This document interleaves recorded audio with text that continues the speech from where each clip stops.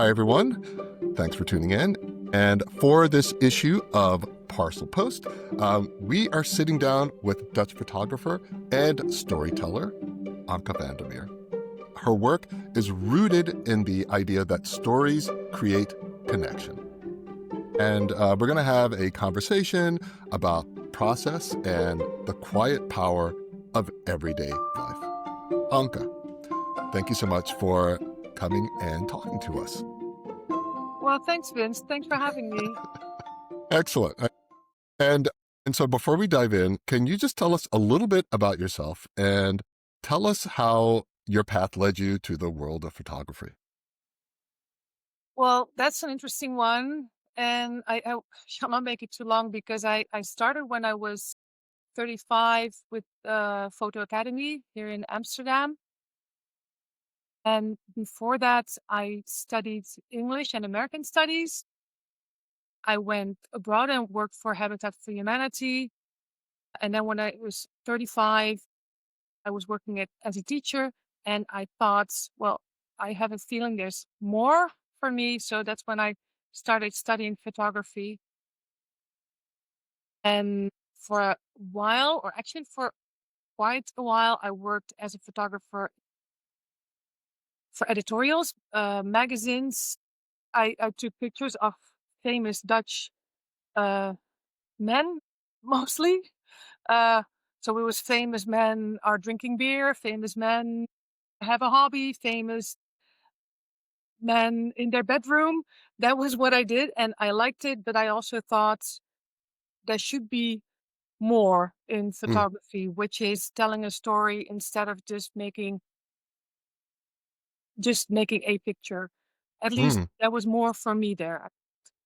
right. And I think that sounds great. And I appreciate you talking about that progression and the whole idea that there should be more, there could be more, and you saw that there was more and you decided to push and explore, which I thought was really great. And you had the saying on your site, and this is one of the reasons why I wanted to talk to you, and this whole idea of stories create connection. Did I translate that correctly? Yeah, that's true. Yes. Yeah. Gotcha. And then so you kind of touched upon this a little bit, but like where does that conviction that stories can create connection, where does that come from for you? Well, actually, that is something, if I think about the work that I did before I was a photographer, that also already came to me. Like I told you that I worked for Habitat for Humanity in Africa. And I went there and actually I learned a lot from working with my co-workers and just the fact that connection is the main thing of well, learning from people, meeting people. I think that is the main thing. So that's what people told me there and showed me there. And also when I was a teacher, I did like teaching, but what I loved most was the interaction with my students. And that's also what I like in photography. So I don't like, let's say, like still lifes or Hmm. architecture or landscapes. I mean, I love looking at it, but for me, it is always my camera is a reason for me to be in contact with other people. And that was the same when I worked for Habitat. It was the same when I worked as a teacher. Just having a connection with people is the most important for me. And it's the same with photography now. It gives me a reason to knock on people's door and say, hey, can I meet with you? Can I take pictures of your life? And I'm just so surprised that people often say yes. Sometimes the simple power of just asking. Well, it's not literally that I go to someone's door, of course. That was metaphorically speaking, but I mean, still, this, the people are so willing to give. That is, yeah, that surprises me in a very positive way. That's super cool. And with that, there's this whole idea that, you said that instead of photographing, still lives or something along those lines, a lot of the people that you usually photograph aren't used to being in front of the camera. And so, how do you help them to feel at ease? And more importantly, how do you help them feel like they're being truly seen? I like that question because it's not necessarily true that most of the people that I photograph are not used to that, but I can say it is most fun taking portraits of people that are not used to being in front of the camera. And I'm thinking, why is it mostly people that are used of being in front of the camera want to take the lead, whereas I think it's let's just talk together. While I take pictures, I always chat a little bit, Right. and in the meantime, I take the pictures, which also goes back to the fact that I think the connection is most important. Sorry. Um, so it is true that I like, or I've come to like taking pictures of people that are not necessarily used to that, and also people whose stories are not heard that often Hmm. is what I like to portray. So actually, that goes hand in hand, more or less.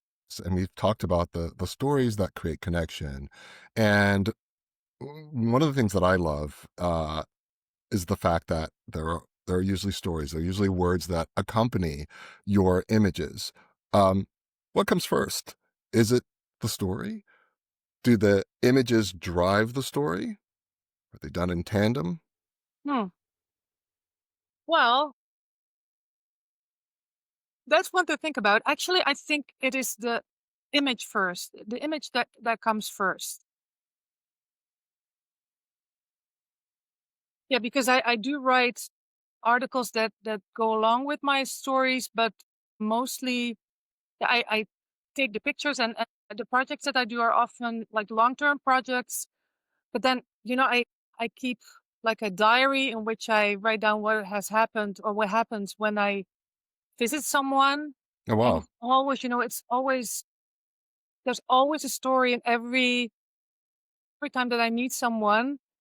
Um, there's like an interesting story that I cannot show in the picture. So that's when I also like to write about it, or like put something on a picture that is like a smaller story and put it in a larger perspective. So for me, the words are necessary, but people have asked me, well, do you feel more like a photographer, or do you feel like a writer or a journalist? No, I feel like a photographer.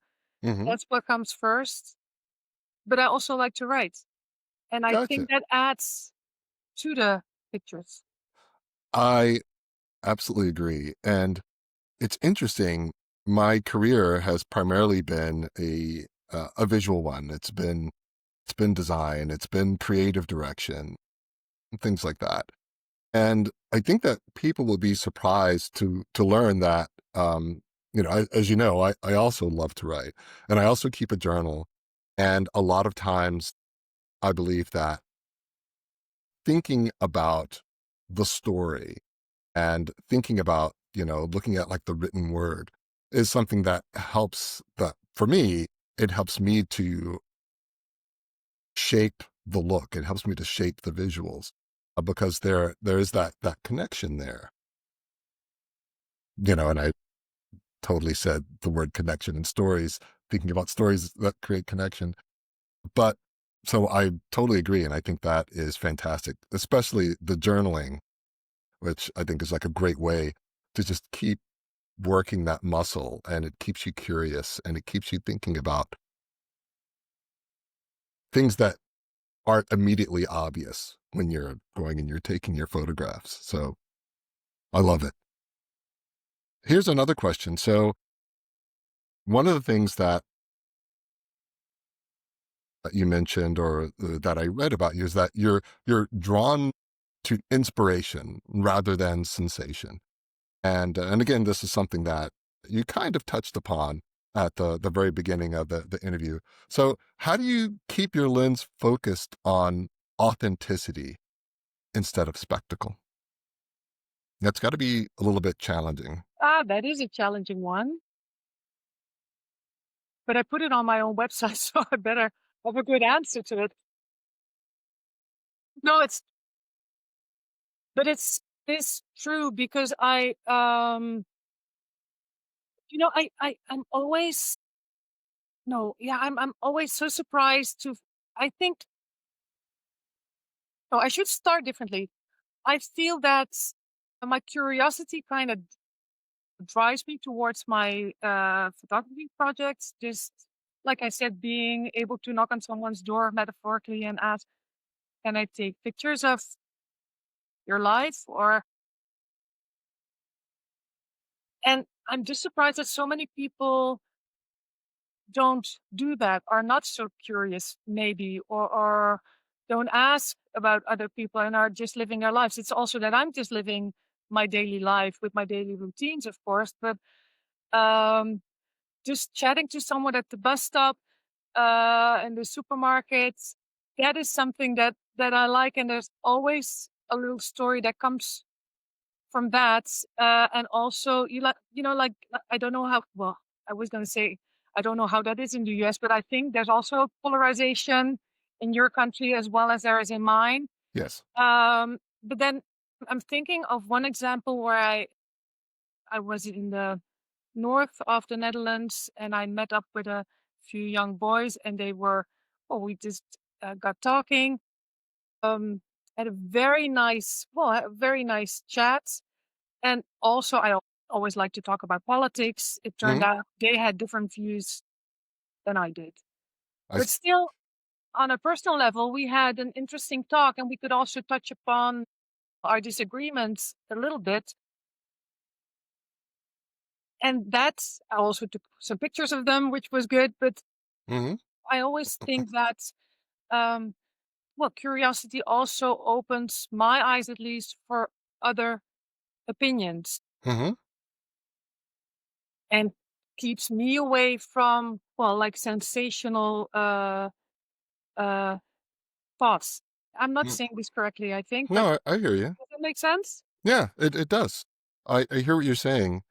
Um, and it's really interesting that, you talked about, these boys that you were talking to and their political beliefs, their political stance different from your own.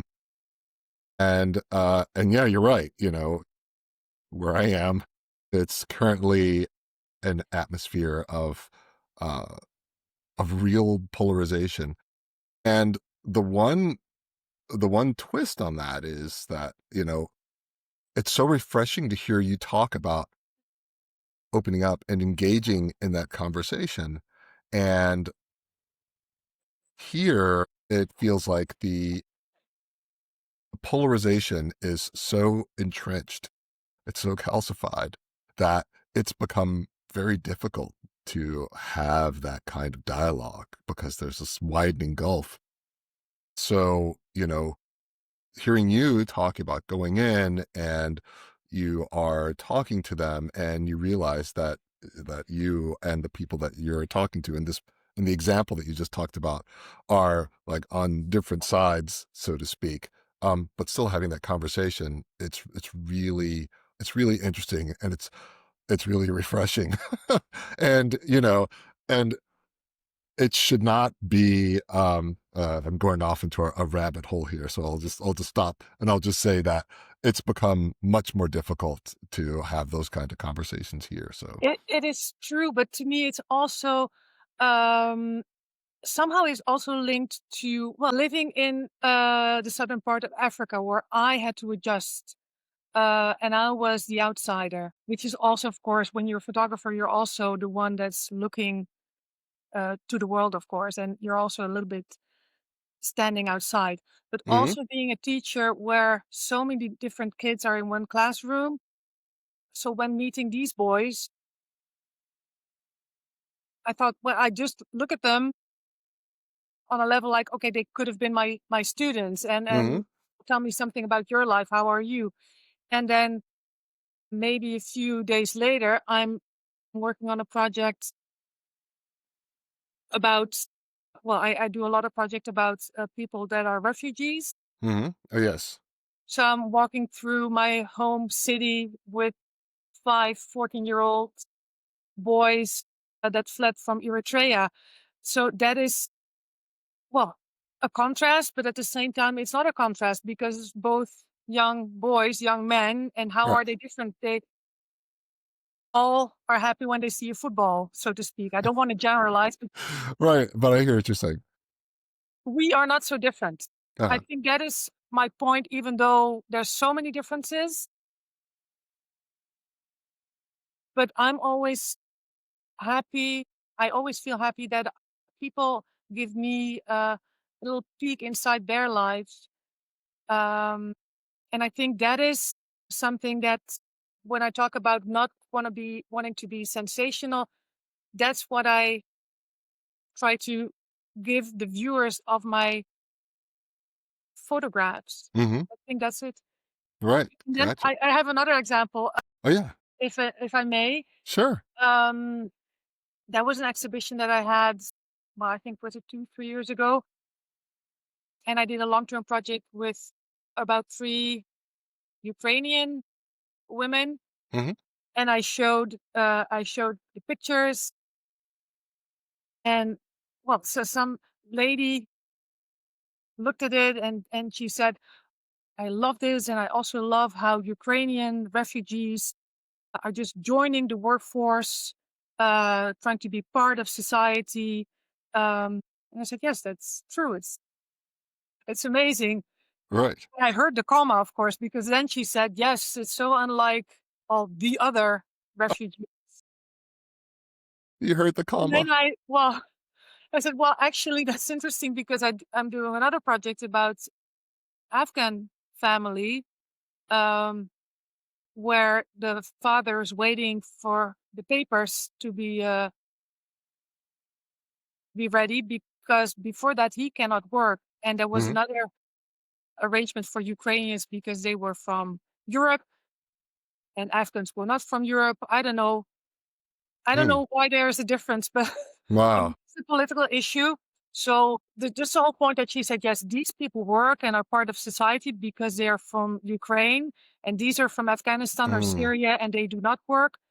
I could tell her this is not true. This is all because of our government. So, and it was Hmm. almost election time. I said, think about that when you vote, Right. because that's not the fault of these people. It's the fault of our government, actually. Hmm. Anyway, Right. I think that was also an example of, well, going away from the sensational part. Yeah. Yeah. Indeed. Indeed. Yeah. I feel like we could have like a whole conversation about that alone. Before I started Ruling Company, I led a team at U.S. Customs and Immigration Service, and so a lot of times we would go out into the field, as we would say, and just to like hear the stories and get a sense of the people that were immigrating to the United States, um, and it's really interesting, the things you're talking about in terms of people viewing like good immigrants versus like unacceptable immigrants, something along those lines, that dichotomy. But those stories are always so powerful. And at the end, when you're talking to them, there's this realization, you know, like we're all human, and as cliched as it sounds, but you get a sense of their humanity. They're people, and they're living their lives, and they're going about their day to day, and just like you and me, they just want something better. And so, anyway, again, we could go off on an entire path there, but I totally hear what you're saying. So, with that, so when you were just talking about the photo series with like the Afghan women and some of the other things, I've been following your work for a very long time. And are there themes or stories that you find yourself returning to again and again, or does your work just kind of evolve that way? Think yes to both questions. Hmm. Yeah, because actually the story of it's interesting when you start with one thing, and that's the same for life. If you start with something, it's like a long bead, or you just put a bead on your necklace every single time. I don't know if Right. that's an English saying, but Yeah. so somehow I do think that I want to focus on, well, people that have fled, that had to flee their country. Somehow that is a topic for now. Maybe that will evolve into something else. I Right. do want to tell stories mostly about women because, with all respect, Vince, I think there's a lot of room for men. So why would I want to create an extra stage for that? I think men do that for themselves. Right.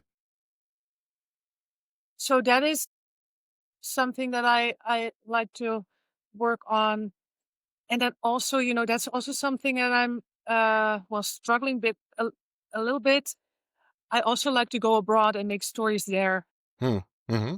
But I also feel, why should it be me doing that? And that's then I have to go back to, I was only in Malawi for Habitat. I was only there for 3 years, but Hmm. I was 25. I learned a lot. And one of the first weeks that I was there was my colleague, Madalitso, and he said, Anke, it's lovely that you're here. We're really happy. But do you realize that with your passport, you can come to our country? And it's a bit strange because with my passport, I cannot go to your country very easily. Hmm. And that is, I mean, he explained the term privilege to me before I even knew that existed. Oh, wow. So that is also, if I think about future projects, I do want to go abroad and make series there. But I also think, why should that be me? So that's something that I'm struggling with a little bit. Hmm. I But then, see. it's also the same thing here. I always choose the subjects that I think are interesting. Right. And I like to do that abroad as well. But, well, I don't know if Mhm. it should be me. I hope it can be me. I hope I it was can be me. I was going to say, why not you? If you if you have the curiosity, if you have the interest, if you have a desire to expand your knowledge of the world and to expand people's perception of the world, it seems like you would be a very good conduit for that sort of thing. So why not you? Yeah, that's just me. Um, and so, as you're talking and just thinking about how much of your photography is really grounded in everyday life, what do you think are some of the small, ordinary moments that, you know, that your work reveals that the big headlines often miss? Well, the big headlines focus on sensation. That's what the public, we like to read and see the things that happen, but daily life also happens. Hmm. Um, and well, I told you about a project about the Ukrainian friends, and then one of them said, "I'm going back to my hometown, Kharkiv, very close to the Russian border, about 15 kilometers." And she said, "Do you want to come with me?" I was a bit scared, but I did go in the end, and Oh, wow. I was so surprised, which was a bit naive actually, to see that, yes, life was just happening. And Katja's mother was very busy with the vegetable garden because the cucumbers were getting ready, and they were just playing football with the kids in the garden. And in the evening, they sit in their little kitchen. It was wonderful to take pictures of, also because they let me come so close.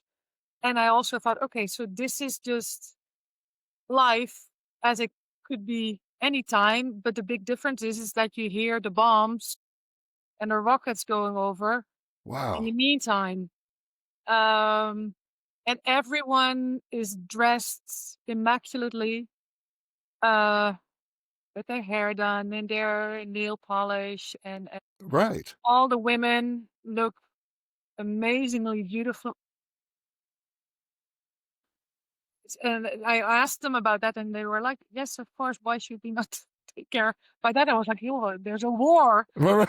It just goes on." And then that was also an interesting thing for me to show, like you said, showing that people just live their lives. They don't sit somewhere in the cold waiting for the war to be over. That's incredible. That is a um when I asked that question, I didn't know what to expect, but the you were just talking about the fact that these people are living their lives as best as they can, and they are, they are trying to have some sense of normalcy about their day to day, despite everything that's going on, like right across the border.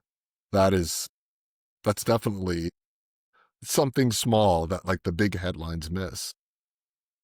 And and this is not the same thing, but I recently heard somebody that was talking about how we are currently engaged with politics. We're engaged with well, I guess he was specifically talking about politics at this really this really high level, at this big national level. Like we know what's going on in the Capitol, and we know what's going on, with like the big news story. And he said, but I don't know who is on my local school board. I don't know, like what's the name of my mayor, you know? And there's this idea that, we are conditioned to respond to and engage with everything at this big level at ways that either provoke like outrage or just the most extreme senses, extreme reactions. But we very rarely look at all of these smaller moments, at these local aspects of our government, things like that. And as you were talking about your experience, there are some interesting parallels there in terms of these the importance of these smaller moments, the importance of these everyday moments that are getting missed a lot of times because we're so focused on the big headlines. So yeah. Um, so with that, here's a question. So can you share a moment where you felt the strongest sense of connection with someone that you were photographing? Like almost a moment when the camera seemed to disappear and the story really took over. Have you had that moment? Well, I can think of multiple examples, but I have to pick one, of course. And maybe, well, I just mentioned the boys from Eritrea, Hmm. 14-year-old boys that I'm doing. Yeah, I've been following them for a year now, and they get cameras so they can also photograph their own life. Oh, wow. And then in the meantime, I take pictures of them. They have to be, I cannot show their faces because that's dangerous for their All right. families at home. Um, but at one certain point, so the thing is, they live because they're so young.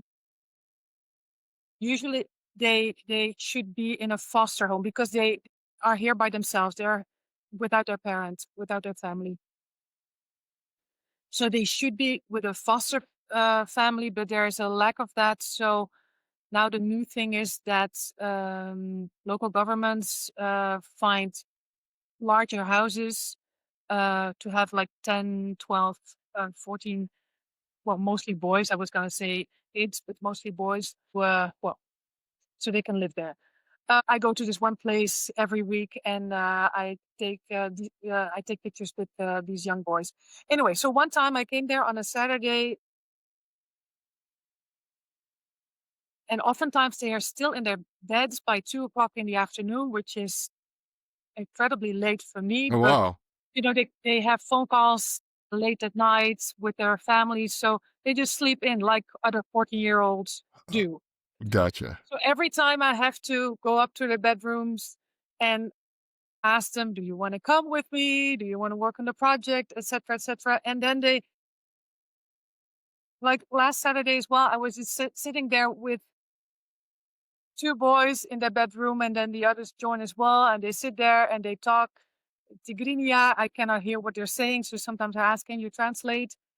And they talk about school, football, about just general things, but most of the time they just ignore me and I sit there. Um, and I kind of like that because that is like the 50 minutes before we actually go down and start the project. But just sitting there with these 14-year-olds that are just living their little lives, and I can kind of, well, sit there and peek in. Right. That is amazing and funny in a way. It's also funny when they're bragging about, look how many shoes I have, and they're just cleaning their shoes and I don't A- know. It's just funny. I As mean, the also, I mean, whenever will you be in a room with 14-year-old boys that are talking about whatever they are talking about? right, It is as hilarious the in a way. I don't know if it comes across, but I like that. yeah, that is funny, and as you were talking, I was thinking as the parent of a 14-year-old son, um, like as you were describing, as they're talking, and then they're into each other, and then you're kind of a fly on the wall, so to speak. I was like, I get it. It's a universal aspect of It being is universal, and 14. yeah, it's if your own kids are 14, then you're amongst them. But as they grow older, that also goes away. And there was a hilarious story where one time they didn't want to come down, so I went up. What is the matter? We're on strike. On strike. Yeah, they were on strike because we are not being fed. And the thing is, so I was a bit shocked. How come you don't get your meals? No, Right.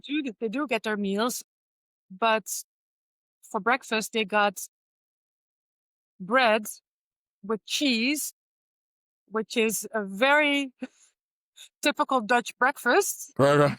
Brown bread with cheese. And they said, yes, that's not breakfast to me. So we're not getting fed. Until we're being fed, we're not coming down. And then I said, okay, but what is breakfast? Well, just normal soup. And I thought, okay, yeah, but soup to me is S- not normal. And Super breakfast.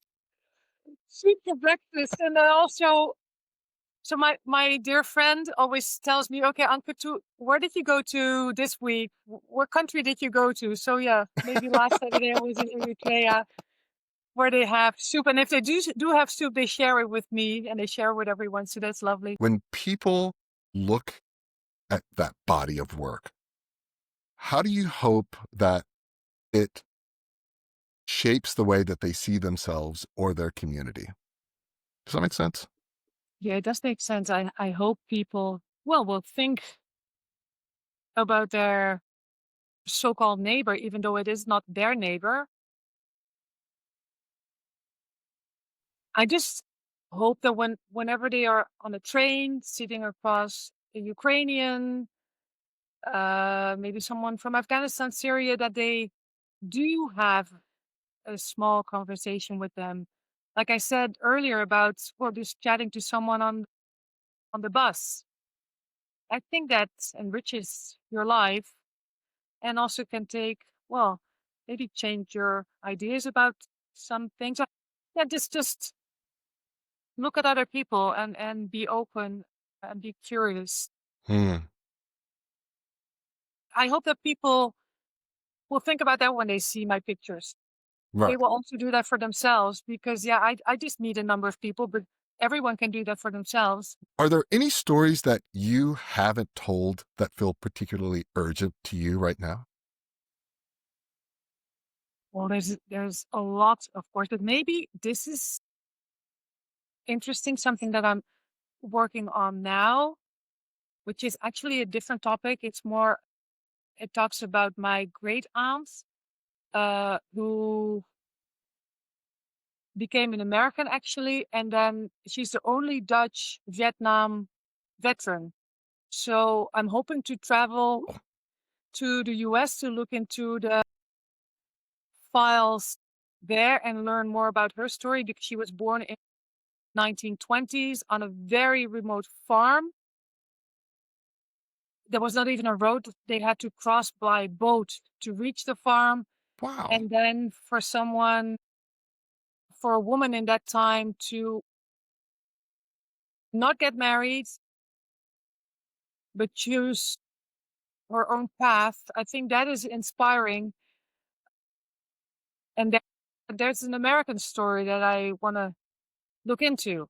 If there is a story that has all kinds of compelling aspects to it, all kinds of historical touch points, all those sorts of things, that definitely seems like a thread to pull on. So, super cool. So, Anka, is there anything else that I haven't asked that you're like, why didn't he ask this or that? No, you asked a lot, and there's so many other things that I would love to tell, but I think this is enough for now. Okay, all right. Well, that sounds super cool. And I just really wanted to thank you for taking time to talk to me. Again, I think your work is so compelling, and the world that you introduce people to through your work, and just your eye and the stories. Again, I use the word compelling, but I'm going to use it again because it really is remarkable. And I always look forward to seeing what you're going to do next, what stories you're going to tell, and how you continue to evolve and push the medium forward. So, Anka, thank you so much for coming and talking with me today. Well, thanks for having me. Thanks. Thanks.